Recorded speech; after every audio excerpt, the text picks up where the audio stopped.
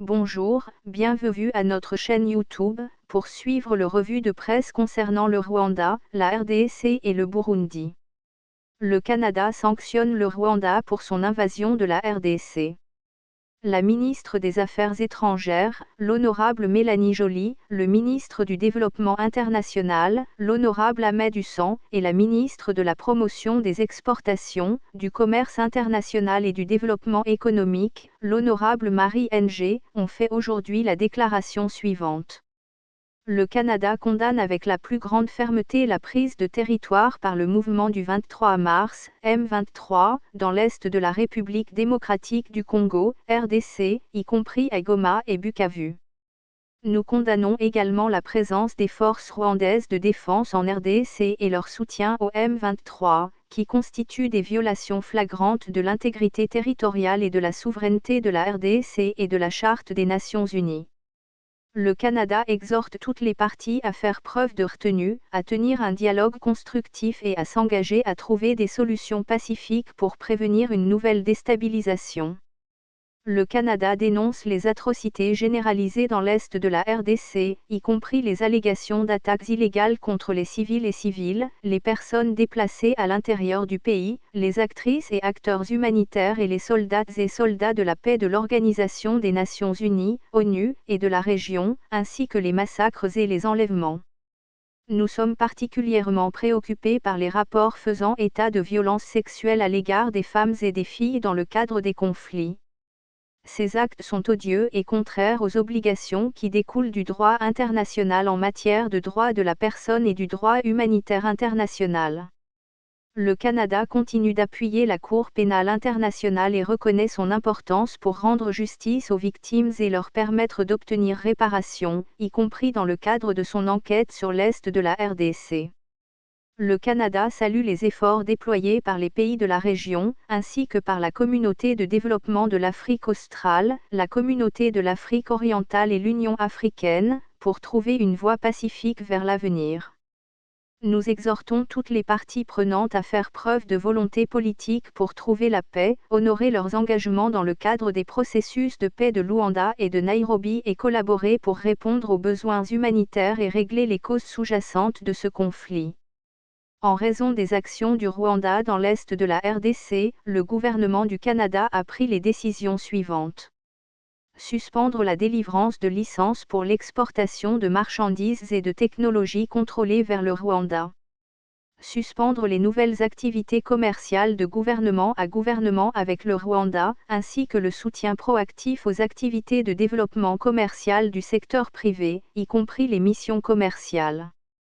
Revoir la participation du gouvernement du Canada aux événements internationaux organisés au Rwanda, ainsi que les propositions rwandaises pour l'organisation de futurs événements. Aujourd'hui, Affaires mondiales Canada a convoqué le haut-commissaire du Rwanda au Canada pour lui faire part de la position du Canada quant à la violation manifeste par le Rwanda de la souveraineté et de l'intégrité territoriale de la RDC, et pour informer le Rwanda de ces mesures. La situation humanitaire dans l'est de la RDC a atteint un niveau critique et le Canada demeure déterminé à veiller à ce que les plus vulnérables reçoivent une aide vitale. Le Canada annonce l'octroi de 15 millions de dollars pour l'aide humanitaire en République démocratique du Congo afin de répondre aux besoins des personnes touchées par la crise.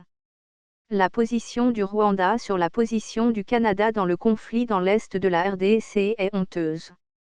Le Rwanda prend note de la déclaration de Affaires mondiales Canada sur la situation dans l'est de la RDC et trouve inacceptable l'attribution diffamatoire au Rwanda d'atrocités présumées. Nous demanderons des clarifications à ce sujet auprès du gouvernement canadien. Le Canada ne peut prétendre soutenir les efforts des acteurs régionaux dans le processus de paix tout en attribuant systématiquement toutes les violations au Rwanda, sans tenir le gouvernement de la RDC pour responsable, encourageant la RDC à intensifier ses attaques contre ses propres civils. Cela inclut les bombardements quotidiens et les attaques visant les villages Banyamulenge au sud Kivu par les FARD, le FDLR et les Ouazalando. Le silence du Canada face à ces graves violations des droits humains est inacceptable et honteux. Les mesures annoncées contre le Rwanda par le Canada ne résoudront pas le conflit.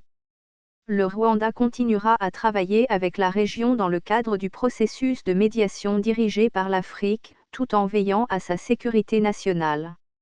En RDC, Goma, plus de 100 personnes kidnappées dans une opération du M23 à l'hôpital de Ndosho.